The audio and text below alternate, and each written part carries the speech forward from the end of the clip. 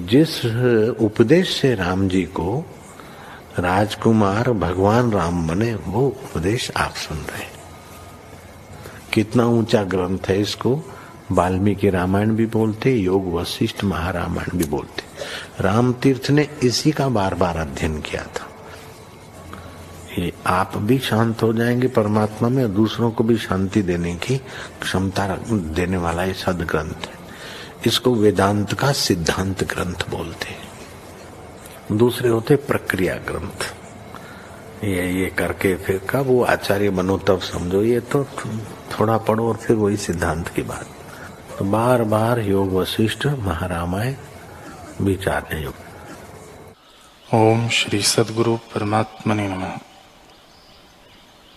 श्री वशिष्ठ जी बोले, हे राम जी,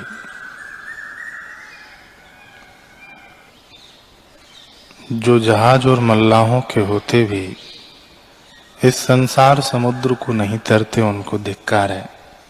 जहाज और मल्लाह कौन है सो सुनो। जिस मनुष्य के शरीर में विचार सहित बुद्धि है, वही जहाज है और संत रूपी मल्लाह है। इनको पाकर जो संसार समुद्र से नहीं तरते, उनको धिक्कार है। ऐसे संसार समुद्र को जो तर गया है, उसी को पुरुष कहते हैं।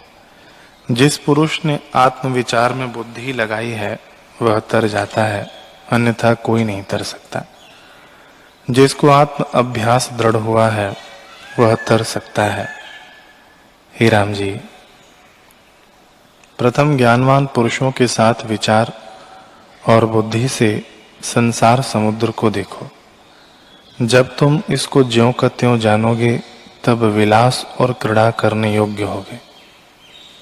हे राम जी, तुम तो भगवान हो, प्रबोध संसार समुद्र से तर जाओ।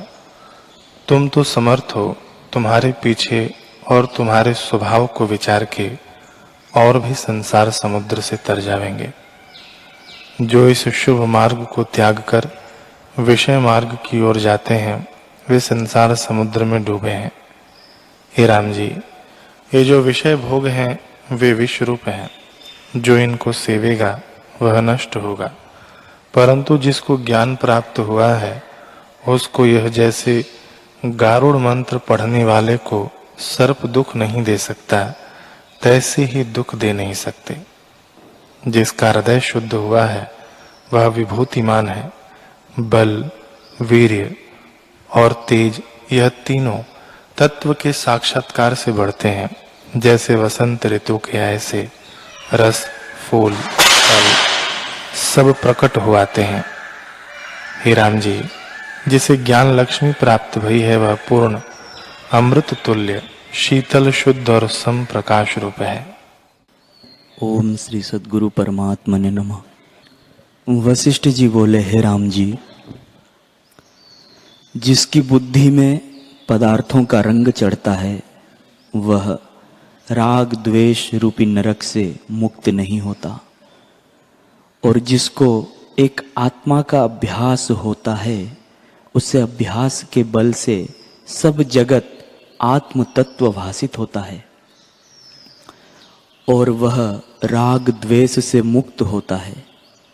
हे राम जी, जैसे स्वप्न में किसी को अपना जागृत स्वरूप स्मरण आता है, तो वह स्वप्न के सब जगत को अपना देखता है, वैसे ही जिसको आत्मज्ञान होता है, उसको सब जगत अपना रूप ही दिखता है।